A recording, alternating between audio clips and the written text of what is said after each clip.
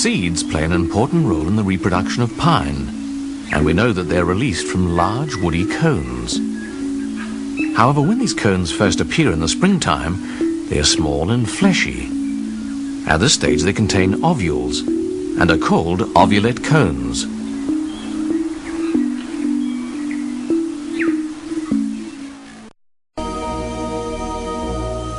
The intact ovulate cone is seen to consist of numerous spirally arranged scales, called ovuliferous scales. A closer look at a single spiral reveals that the cone is a compound structure. For each ovuliferous scale has a small bract fused to its lower surface. The upper surface of an ovuliferous scale contains two ovules. Each ovule has an outer protective layer or integument. An opening in the integument, the micropyle, consists of a canal that terminates in two micropylar arms, each covered with sticky secretion. Beneath the integument there is a fleshy megasporangium containing a diploid megasporocyte cell.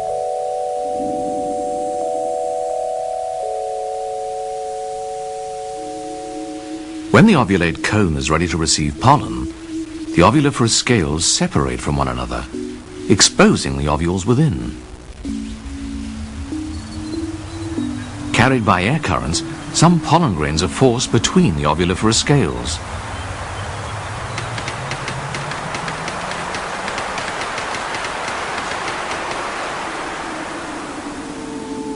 Once inside the cone, the pollen grains fall down towards the ovules.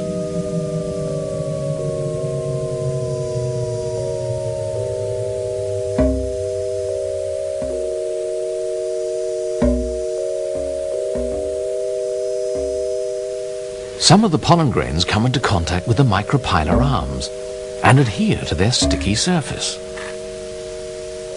The megasporangium secretes a fluid which fills the micropyle.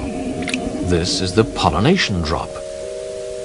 Pollen grains on the surface of the micropylar arms are transferred to the pollination drop.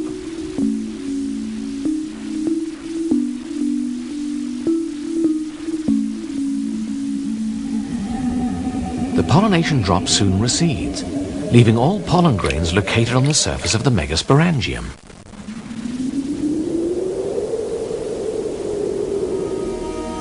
At this time, the micropylar arms wither and the micropylar canal closes, effectively sealing the pollen grains inside the ovule. The scales of the cone grow together, sealing the ovules inside a tough, protective barrier. Once a pollen grain is on the surface of the megasporangium, the inner wall between the two wings begins to extend outward. The tube cell now forms a pollen tube, which grows at its tip and penetrates the sporangium tissue.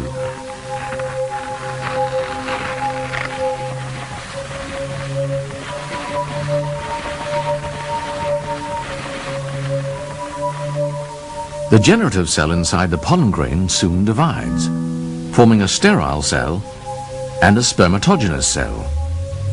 Both of these then move into the growing pollen tube.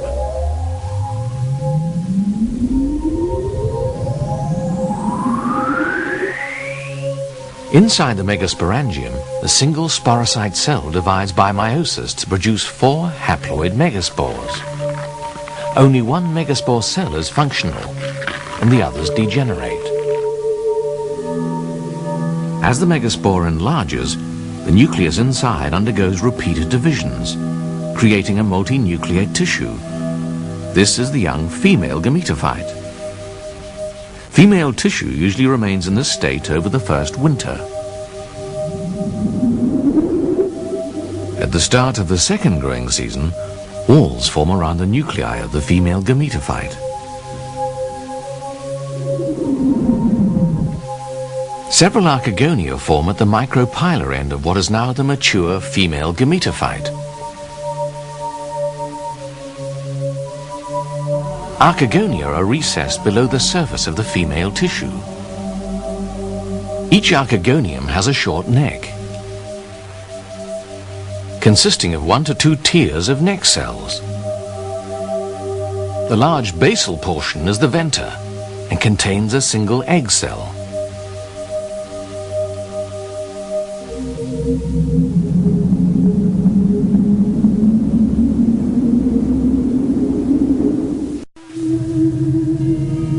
As the female gametophyte matures, pollen tubes continue their growth through the megasporangium tissue. When the pollen tube approaches the female gametophyte, the spermatogenous cell divides to produce 2 sperm cells. The pollen tube proceeds to grow towards an archegonium.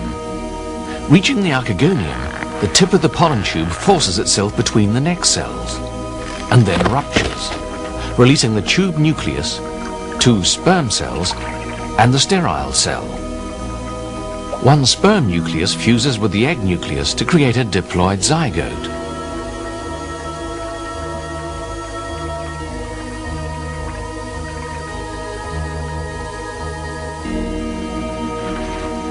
If a sufficient number of pollen grains are present, pollen tubes deliver sperm to each of the archegonia within a single female gametophyte. The result is the formation of multiple zygotes within the same female gametophyte. At the time of fertilization, the ovule consists of several archegonia inside a female gametophyte, which sits inside a megasporangium.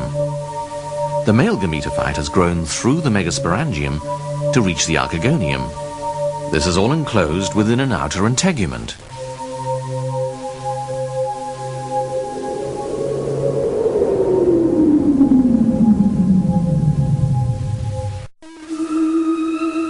The following events take place in each archegonium that is fertilized.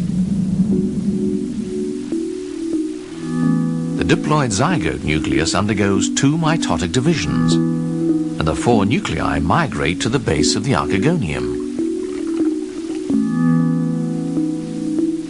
Successive divisions result in a 16-celled embryo.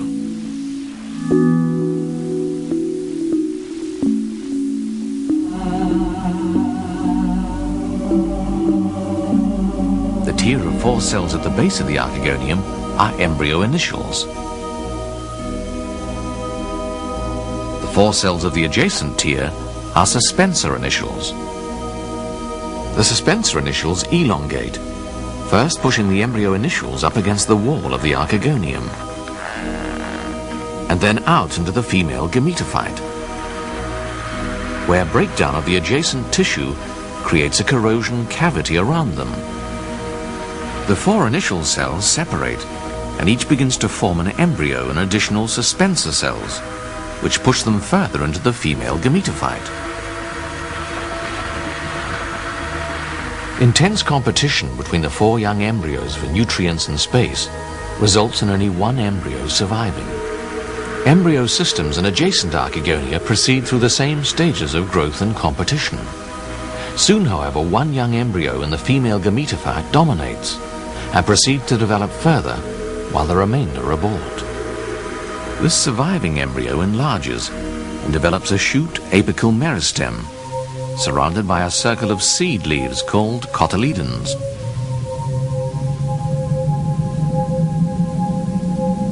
Below the cotyledons, the embryo forms an elongated cylinder of cells that represents the stem-to-root axis. The tip of the root contains a root meristem, which in turn is covered by a protective root cap. During embryo development, nutrients accumulate in the female gametophyte, where they will serve as a source of nourishment at the time of germination.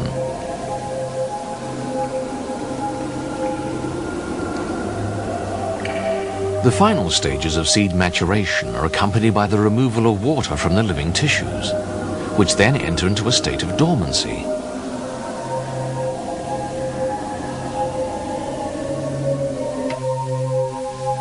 The integument also undergoes changes, transforming into a tough, protective seed coat. Both the seed and surface tissue of the cone scale detach as a single unit. The mature winged seed is now ready to be released. When a seed is released from the cone and absorbs water, it is ready to germinate.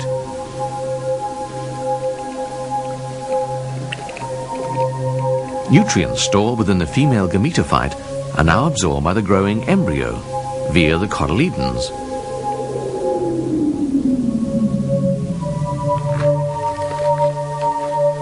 Growth of the root results in its emergence and early functioning as an absorbing and anchorage organ.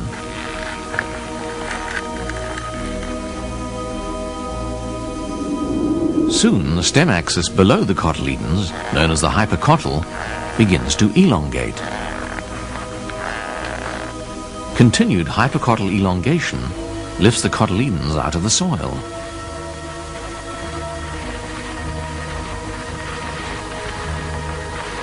When the seed coat is shed, the cotyledons expand and become green and photosynthetic.